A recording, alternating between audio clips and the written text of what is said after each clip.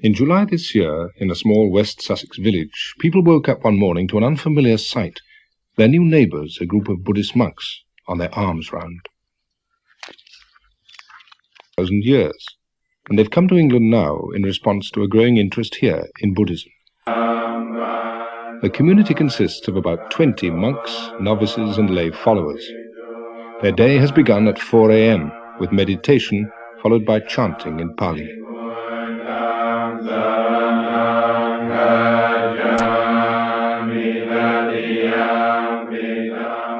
But very little of their day is taken up with ceremonies. The spiritual head of the order is the Venerable Ajahn Chah. He has come from Thailand for a few weeks to lend his support to the new sanctuary. ในเวลานี้ชาวตะวันตกนี้ Many people in the West today seem to have much dissatisfaction and unhappiness in their hearts, and they feel they don't have a satisfactory means of dealing with it. The teachings of the Buddha offer the practice of meditation, which is a way of solving problems and overcoming confusion. We've been invited over here because many people want to learn how to put the teaching into practice, with the aim of finding a path through their confusion towards peace and calm.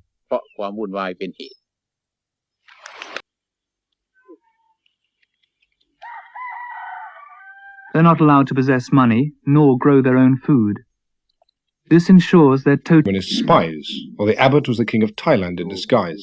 There were many questions to be answered. The meeting was chaired by the local vicar. And my question is, what is the size of the community? How... The monks' way of meeting doubt. Part of their food will be grown by their lay helpers, and the rest will be donated by Buddhist supporters from further afield. Today it's been given by the Hampshire Buddhist Society. This temporary dining room was you can lead an active business life, provided it's not an immoral one. We've come today to offer a meal to the monks, which is known as dharma, and this is an act of giving which establishes a sort of a relationship between lay people and the monks, and it's not, as is often thought, a case of just giving something to gain merit, but ideally, or in the perfect way, giving dharma is a case of giving a little bit of oneself, and so it's in keeping with all the basic Buddhist teachings of the dropping one's ego. Motivation is the fact that I meet monks. I think in all cases the ones that I've met have been wonderful examples of the result of the training, the sort of fruition of it, if you like. พวกชาวพุทธทั้งหลายได้มารวมกันกระทำบุญในสถานที่นี้ Today all of you Buddhists have had a chance to come. One of the monks' main roles is to teach, where people come to be recharged. So as we see all other people, we see other people's children, that we learn to love other people's children in the same way that we would love our own children. Ajahn Papakaro used to give pep talks of a different kind when he was a US Army captain in Vietnam, where he first encountered Buddhism. The Buddha taught that the main reason we become unhappy in life is that we fail to recognize that nothing can last forever. So we cling to possessions, our youth, happy feelings, our loved ones, in the vain hope that things will never change. And when they do, we feel thwarted and miserable. The aim of Buddhist practice, meditation combined with moral living, is a very down-to-earth one, to find a way of overcoming unhappiness. The Buddha taught that this can only be achieved when we reach a sense of detachment, a perspective from where we're no longer upset by the ups and downs of life. When we accept that all existence is impermanent, we begin to take things in our stride. And once we stop clinging to things as though they last forever, then we begin to overcome unhappiness. So meditation is taught as a way of reaching serenity, and it's one which anybody can systematically follow. The Buddha wasn't a god, but a man who 2,500 years ago found a way of reaching the ultimate serenity, nirvana.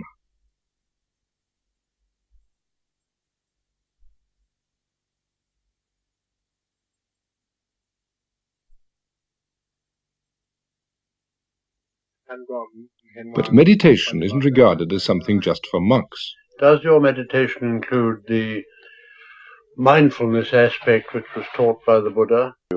You are better able to know how to help your fellow men and what they need and what you yourself can give them which will help them on their way. Benefited me enormously, because what they're doing is living a teaching and they're making it work and showing other people that they can make it work too. That's one of... But as a result of man's own efforts to understand the teaching. Here the monks are performing a ceremony for a couple who've recently been married. The groom was once a monk himself. There's no dishonor in having disrobed, since Buddhists accept that all states are subject to change.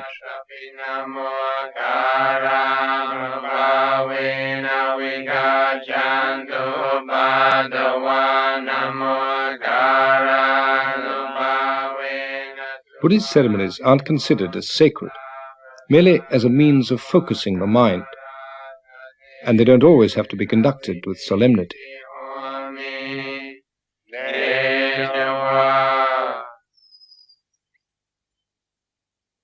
Gesture of good luck. Even the cat benefits from the ritual sprinkling.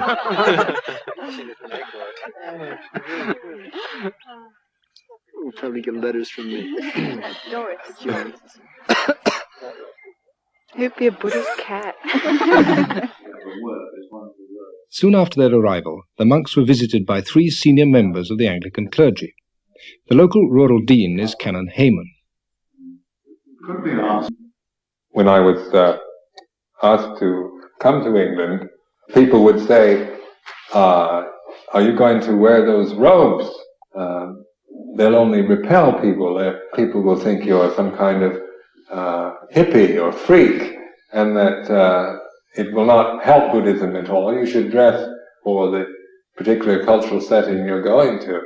And then we reflected on this for a while, and we thought, but yet this is only a matter of opinion. It has to be tried first, because symbolically these robes have a tremendous amount of value, and the color, the shaven head, and all these are symbolic of those who leave the home life for the homeless life. Like shaving the head is a way of saying I'm giving up the worldly life, because hair is can be a great sign of vanity and attraction. But we're not here to criticize or to fault find with the society, but to show by our own example a way that is possible to live in this society without being caught in the foolishness of it. Buddhism today doesn't try to make converts, but the monks were happy to explain their views to anyone who was interested. They were invited to the home of... We see any religion as a convention or a tool or some kind of vehicle which we use in order to transcend the worldly suffering, the cycle of birth and death, in order to be one with the ultimate truth. And I think in Christianity, maybe the conventions they use, the words are different, the way they talk, but it all is pointing in the same direction, at that which is, say, beyond description, that which we call immortal, or beyond birth and death, that which is perfect and complete. Yes. We're not claiming that ours is the only true path, but it is one of the conventions that we, through our own personal practice and experience, have found very useful and beneficial. The main problem when one religion tries to understand another is the lack of a common vocabulary. This is what the local clergymen hoped to find. They showed the monks around a former Christian priory, which seemed a suitable setting for a metaphysical discussion. What I'm worried about is that we don't seem to have a word which we can both use to describe what we're seeking. If I'm seeking ultimate truth, and if the abbot and Buddhist monks are seeking the ultimate truth, and if we accept that the ultimate truth cannot alter or be anything different, then there must be some way in which we can communicate with each other. The world will separate us, right? He's a Buddhist, I'm a Christian. But intrinsically, basically, in what I'm doing, I feel that there is as much between you and me as there is between any other worshipping and sincere and devout Christian. So that I can see it gets anywhere. Local clergymen like the Reverend Christopher Boxley feel they personally can find a meeting point. All this can never be fully understood if all we do is talk about it. Just as we can never know whether an apple tastes sweet or sour, unless we actually taste it for ourselves.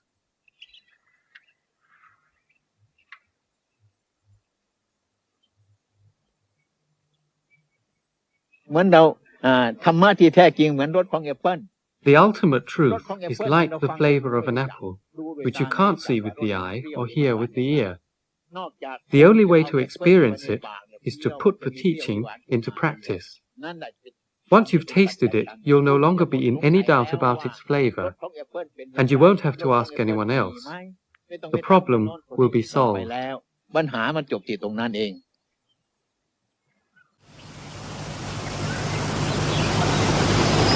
Right up. Not very far. Not far enough, really. There's three going into one. What? Three people, if there's one off the petrol. Yes. We invite you to come and visit us. We invite you to come and visit us. Oh, that's very kind of you. We'd love to, yes. So you can see what we're doing. When you're... What you're up to. What we're up to.